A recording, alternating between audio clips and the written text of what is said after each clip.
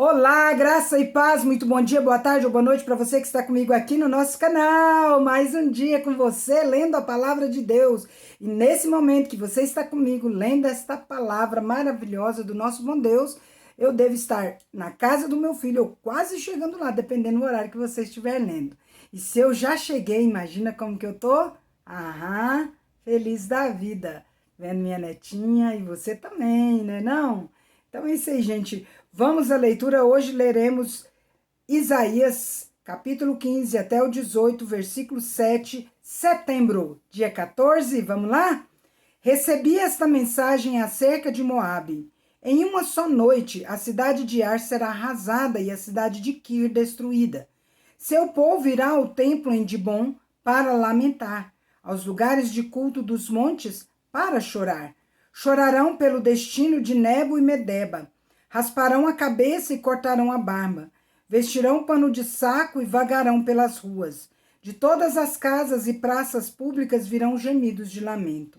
Os habitantes de Esbom e Eleade clamarão. Suas vozes serão ouvidas até em Jaaz. Os guerreiros mais valentes de Moabe gritarão de terror. Indefesos tremerão de medo. Meu coração chora por Moabe. Seus habitantes fogem para Zoar e para Eglat-Selizia. Sobem chorando pelo caminho de Luite. Seus clamores de angústia são ouvidos por toda a estrada de Oronaim. Até as águas de Nihim secaram. A vegetação às suas margens murchou. As plantas morreram. Todo o verde desapareceu. O povo reúne seus bens e os carrega para o outro lado do riacho, dos salgueiros. Um clamor de angústia ecoa pela terra de Moabe, de uma extremidade à outra, de Eglaim até Beer-Elim. O riacho perto de Dibom está vermelho de sangue, mas ainda não terminei de castigar Dibom. Leões caçarão os sobreviventes, tanto os que tentarem fugir como os que ficarem para trás. Enviem cordeiros desde Selá, como tributo ao governante da terra. Enviem-nos pelo deserto para o monte da bela Sião. As mulheres de Moabe foram abandonadas como aves sem ninho, nas partes rasas do rio Arnon. Ajudem-nos, elas clamam. Defendam-nos como uma sombra ao meio-dia. Protejam os fugitivos. Não nos traiam agora que escapamos. Deixem que o povo de Moabe more com vocês. Escondam nossos refugiados do inimigo até que passe o terror. Quando a opressão e a destruição tiverem terminado, quando os invasores inimigos tiverem partido, Deus estabelecerá como rei um dos descendentes de Davi. Ele reinará com misericórdia e verdade, julgará sempre com imparcialidade e buscará fazer o que é justo. Ouvimos falar da arrogante Moabe, de seu orgulho, sua altivez e sua fúria, mas toda essa soberba desapareceu, toda a terra de Moabe chora. Sim, todos em Moabe lamentam, ao lembrar dos bolos de passas de Kir-Arezete. Não resta um sequer. As plantações de Esbom estão abandonadas, os vinhedos de Sibna desertos. Os governantes das nações derrubaram Moabe, essa bela videira. Seus ramos se estendiam para o norte até a cidade de Jazar e se espalhavam para o leste até o deserto. Seus brotos se estendiam tão longe para o oeste que atravessavam o Mar Morto. Por isso, agora choro por Jazar e pelos vinhedos de Sibma. Minhas lágrimas correrão por Esbom e por Eleale. Não há mais gritos de alegria por seus frutos de verão e suas colheitas. Encerrou-se a alegria, acabou-se a celebração pela colheita. Já não haverá cânticos nos vinhedos, nem gritos de exultação. Ninguém pisará as uvas nos tanques de prensar. Acabei com toda a alegria de suas colheitas. O clamor de meu coração por Moabe é como o lamento de uma harpa. Estou cheio de angústia por Kir-Arezete. O povo de Moabe adorará em seus santuários idólatras, mas de nada lhe adiantará. Clamarão aos deuses em seus templos, mas ninguém poderá salvá-los. O Senhor já havia anunciado essas coisas sobre Moabe no passado. Agora, porém, o Senhor diz: dentro de 3 anos, contando cada dia, a glória de Moabe chegará ao fim. De sua grande população, restarão uns poucos sobreviventes. Recebi esta mensagem acerca de Damasco. Vejam, a cidade de Damasco desaparecerá. Ela se tornará um monte de ruínas. As cidades de Aroer ficarão desertas. Rebanhos pastarão nas ruas e ali se deitarão, sem que ninguém os espante. As cidades fortificadas de Israel também serão destruídas, e acabará o poder do reino de Damasco. Tudo o que restar da Síria terá o mesmo destino da glória de Israel, declara o Senhor dos Exércitos. Naquele dia, a glória de Israel perderá seu brilho. Seu corpo robusto definhará. A terra toda parecerá um campo de cereais, depois que os ceifeiros colheram as espigas. Ficará desolada, como os campos no vale de Refaim depois da colheita. Restarão apenas uns poucos de seu povo, como as azeitonas que sobram quando a árvore é sacudida. Apenas 2 ou 3 restam nos galhos mais altos. 4 ou 5 aqui e ali em seus ramos, declara o Senhor, o Deus de Israel. Naquele dia, enfim, as pessoas olharão para seu Criador e voltarão os olhos para o Santo de Israel. Não buscarão mais a ajuda de seus ídolos, nem adorarão aquilo que suas próprias mãos fizeram. Já não se curvarão para seus postes de Azerá, nem adorarão nos santuários idólatras que construíram. Suas maiores cidades ficarão como um bosque desabitado, como a terra que os heveus e os amorreus abandonaram, quando os israelitas vieram para cá tanto tempo atrás. Tudo ficará desolado. Pois você se afastou do Deus que o salva, se esqueceu da rocha que o protege. Por isso pode até plantar as melhores videiras e importar as mudas mais caras. Pode ser que elas brotem no dia em que as puser na terra. Pode ser que floresçam na manhã em que as plantar. Mas você jamais colherá delas uma uva sequer. Sua colheita será apenas tristeza e dor contínua. Ouça, as tropas de muitas nações rugem, como ruge o mar.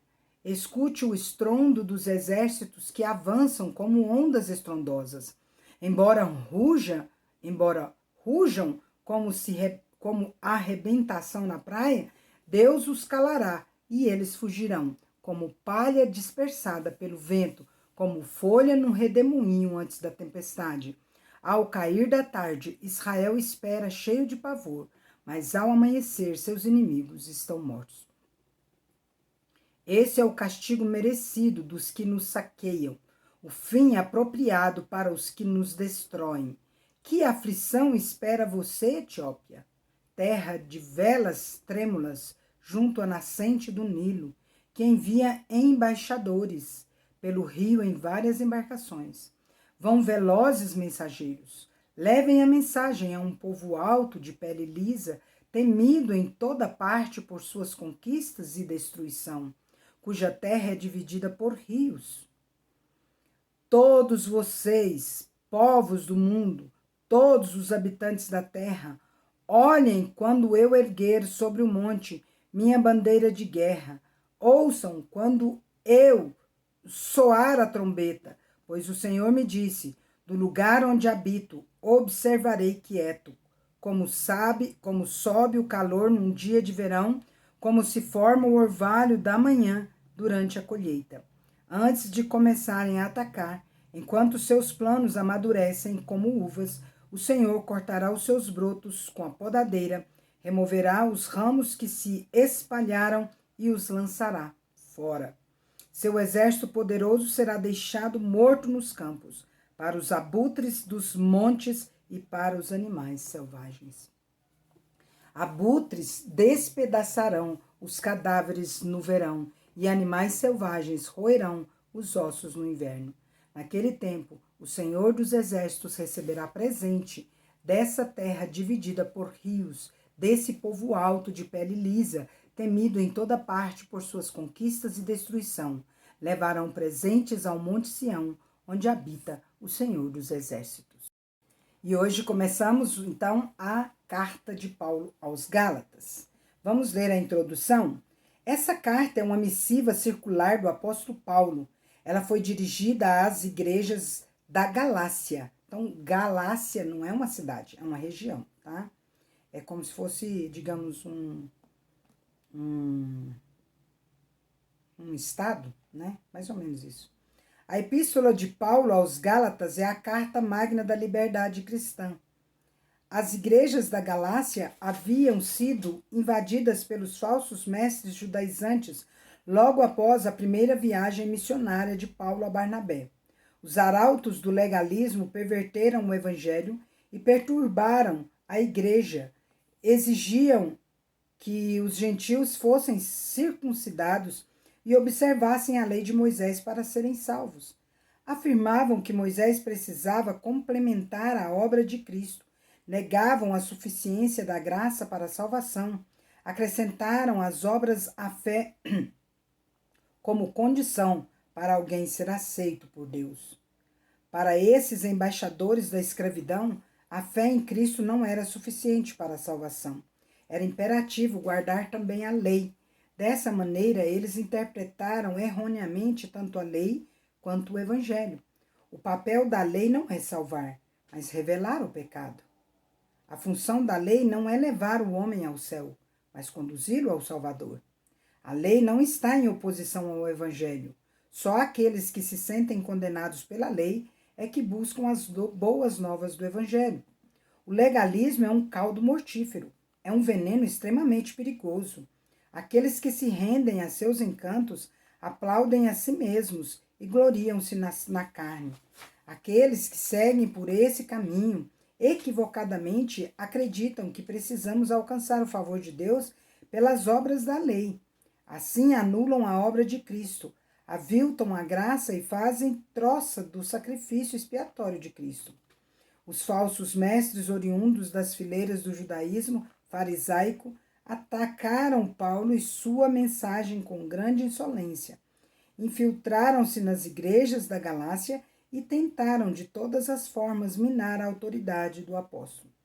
Paulo, porém, calçado pela verdade, enfrentou com destemor esses paladinos da mentira, refutou-os com argumentos irresistíveis, desmascarou-os com coragem invulgar, pois a descoberto todas as intenções insinceras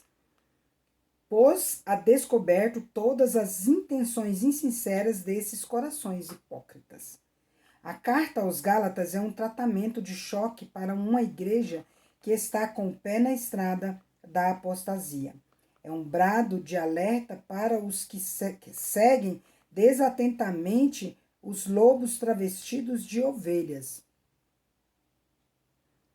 E é o estandarte da liberdade para uma igreja que está colocando o pescoço outra vez na canga da escravidão.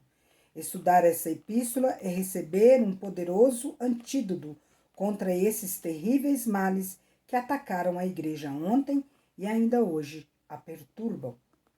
Autoria e data. A autoria de Paulo é praticamente unânime entre os estudiosos ao longo dos séculos. Até mesmo os críticos mais radicais subscrevem essa convicção. As evidências internas o confirmam. O nome de Paulo ocorre na saudação, no capítulo 1, versículo 1, e no corpo da carta, capítulo 5, versículo 2.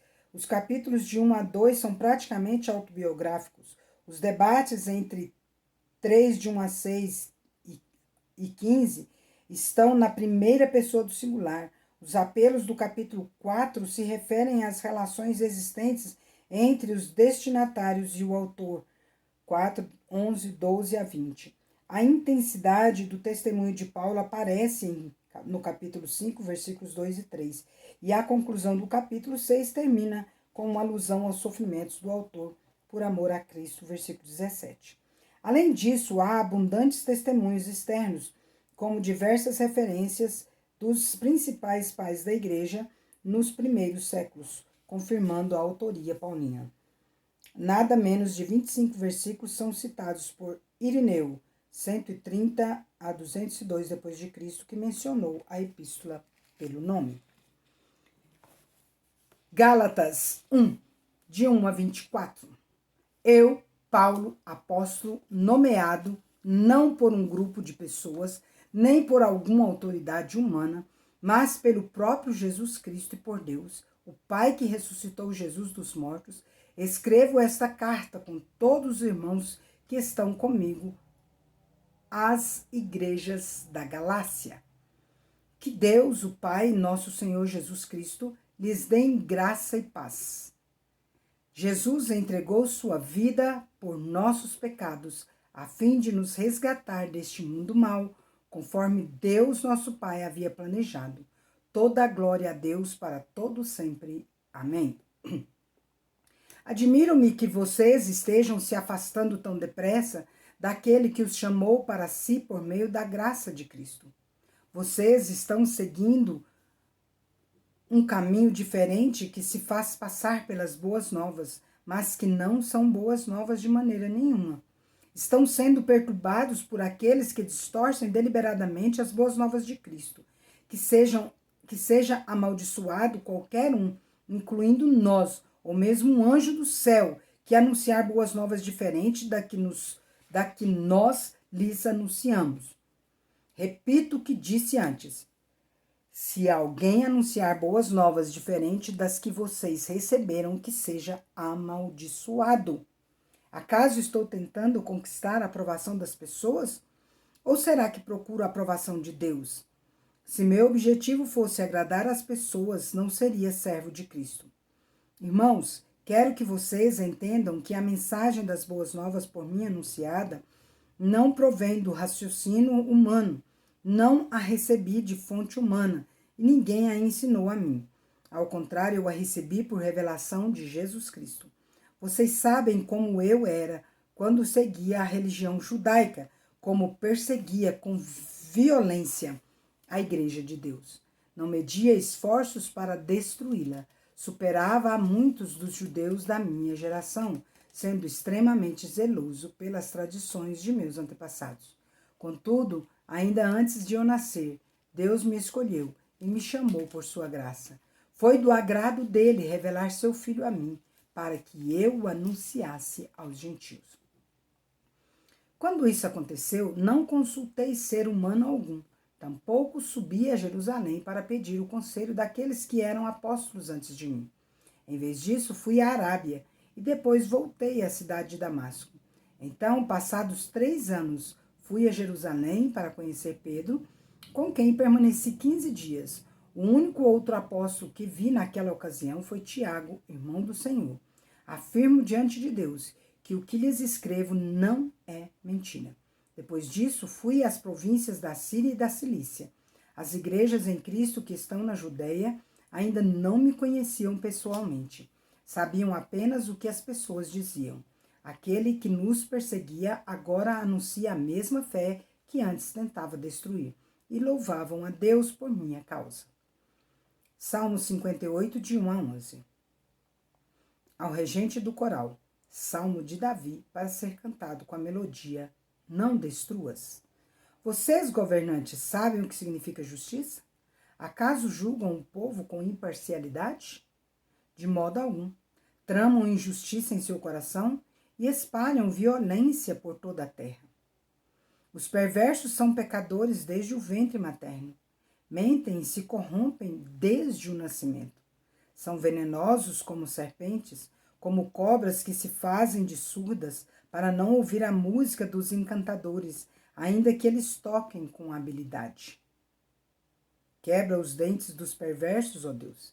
Despedaça, Senhor, as mandíbulas desses leões, que desapareçam como água em terra sedenta, que se tornem inúteis as armas em suas mãos, que sejam como a lesma que se desmancha em lodo, como a criança que nasce morta e nunca verá o sol.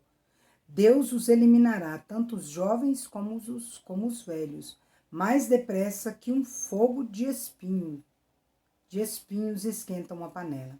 O justo se alegrará quando vir a vingança contra a injustiça.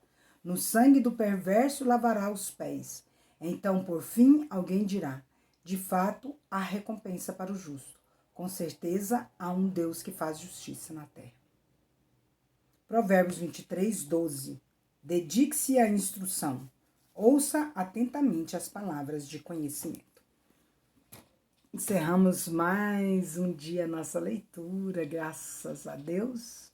Finalmente, irmãos, tudo que é verdadeiro, tudo que é respeitável, tudo que é justo, tudo que é puro, tudo que é amável, tudo que é de boa fama, se alguma virtude há e se algum louvor existe, seja isso que ocupe o vosso pensamento, o meu também, em nome de Jesus. Amém? Vamos aos aniversariantes, porque hoje não tenho leitura dos comentários, tá? Mas amanhã nós tentaremos fazer a leitura de ontem, né? E de antes de ontem, tá bom? Então vamos lá. Os aniversariantes de hoje, 14/9, são Sebastião Macedo, lá de Brasília. Parabéns, Sebastião, que Deus abençoe você grandemente. O Sandro Alves, lá de Rondonópolis. Parabéns, Sandro, que Deus te abençoe.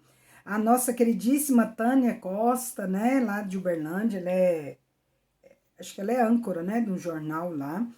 Ela era da nossa igreja em Tuiutaba. Um beijão para você, Tânia, que Deus te abençoe. O Moacir Oliveira, que está morando em Pires do Rio, embora seja de Tuiutaba, e foi nosso colega lá no Colégio Agrícola. E a Valdirene Silva, lá de Cuiabá. Valdirene, Deus abençoe você. Ela me recebeu na casa dela uma vez que eu fui prestar um concurso lá, não passei da Caixa. Pensa em concurso difícil, esses concursos da Caixa. Eu fiz concurso para o Banco do Brasil, já passei, tá, gente? Lá no Acre, porém não fui chamada, apesar de ter passado nas 50, eu já falei isso aqui, acho. Nas 50 primeiras vagas. Era 50 vagas, passei na 40ª vaga. Gente, concurso do Banco do Brasil, bom de fazer. Estudem que dá para passar tranquila. Concurso do Correio, passei, mas não passei nas vagas. Bom de fazer. Concurso de prefeituras, já passei, já prestei só um, né? Só esse lá de Tuiutaba, passei em segundo lugar, eram 5 vagas, graças a Deus. Depois eu acabei me exonerando. Eu mesma saí.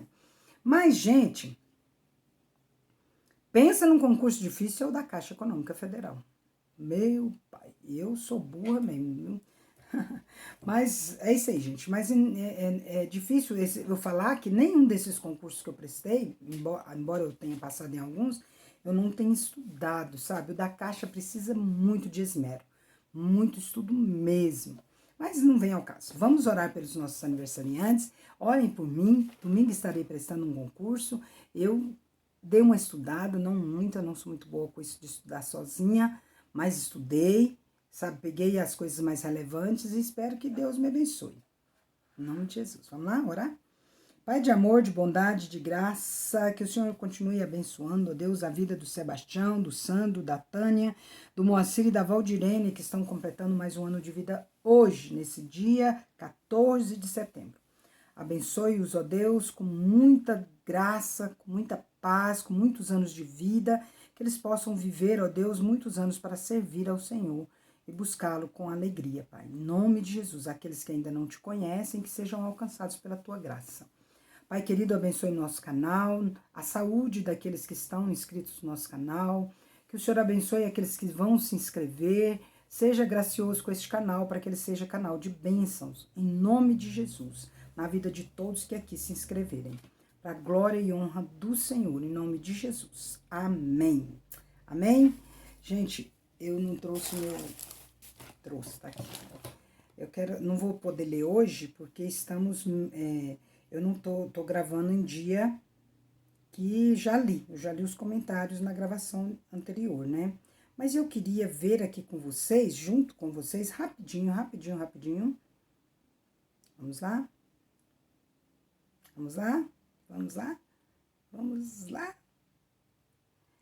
Estamos com 459 pessoas inscritas. Glória a Deus por isso. Espero que quando nós estivermos vendo esse vídeo, já tenhamos superado os 460. Deus é justo e bom. Vamos?